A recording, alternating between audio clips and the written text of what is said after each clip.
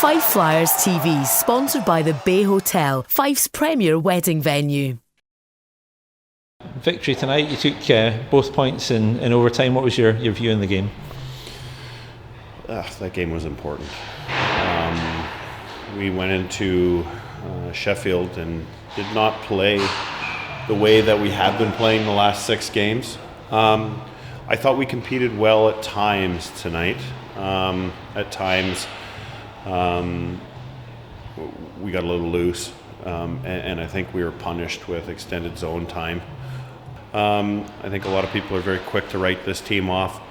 We're not always forthcoming with information on injuries and what's happening, just because we don't like to give information away freely to our opponents. But if people understood what these guys were playing through on a daily basis, I think they'd have a even greater appreciation for certainly what they've accomplished at times during the season. I'll be the first to freely admit that we're far from perfect.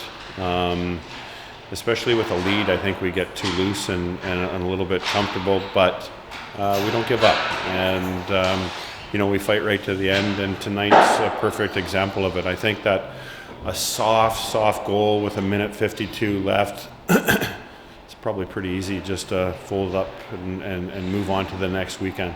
They didn't do that, and they were fighting for each other, and we had some tired bodies tonight. We saw Jayce Sabre taken out tonight with a horrible check to the boards. Have you got any information on him? Another concussion, and from the last incident, we had 3 guys out for over 5 weeks. I mean, that's just no, that's not fair. Arson came back early and played hurt, just to help the team out, and it shows his character and devotion to the team. But from some stupid incidents, we lose key players, and tonight we've lost another key player to a hit that is unnecessary and unacceptable. I saw the video on it. We sent some additional video into the league already. I hope he gets suspended for a long time. I'm not holding my breath. There's guys playing some very good hockey right now. I think that I'll single one out. I think Mike Gazzola, from the start of the season to his performances in the last month or so, was the reason why we wanted him here. That guy probably played over 30 minutes tonight, and he was a factor in the hockey game.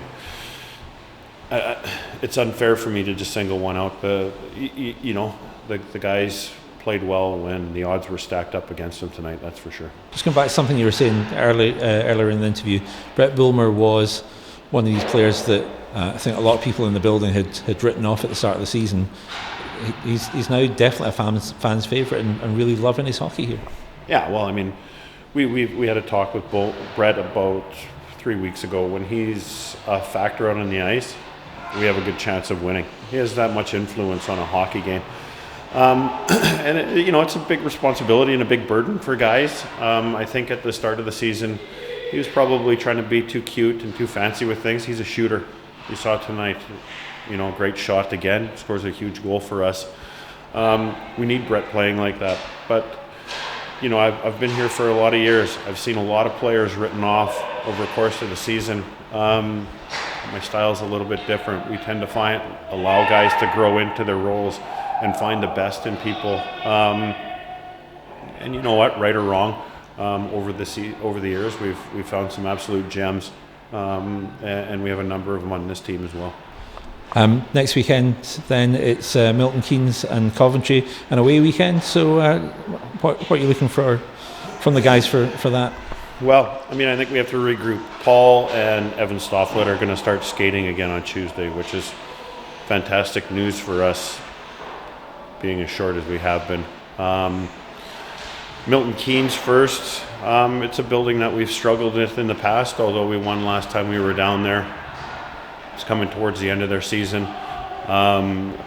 They've continued to fight to the end of the season. They're always dangerous. And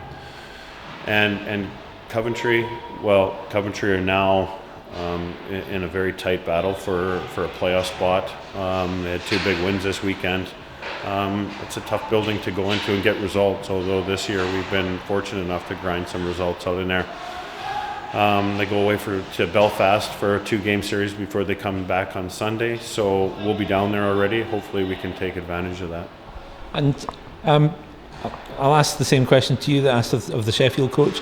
Given that you're in this kind of titanic battle at the moment to get into the playoffs and the momentum that comes with that, how important is that as you head into the playoffs rather than having the sort of easy ride in? Yeah, no, I think that you've seen it in the past before, that teams at this point of the season, a term we've used in the past, have been like a buzzsaw. Jeff and I reminisce about it quite often. The year that he won the conference in Dundee and we were on that incredible run, they had wrapped up the conference and they were waiting for us in the playoffs. We had that momentum going in, and subsequently we were fortunate enough to beat them and book our place to Nottingham. Momentum's a huge thing in hockey. It's something that we've been looking for consistency out of the guys all year.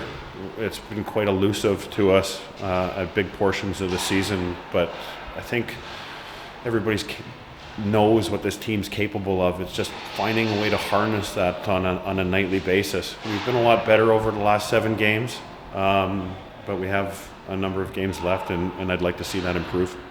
The Bay Hotel, where your dream wedding becomes reality. Visit us at thebayhotel.net.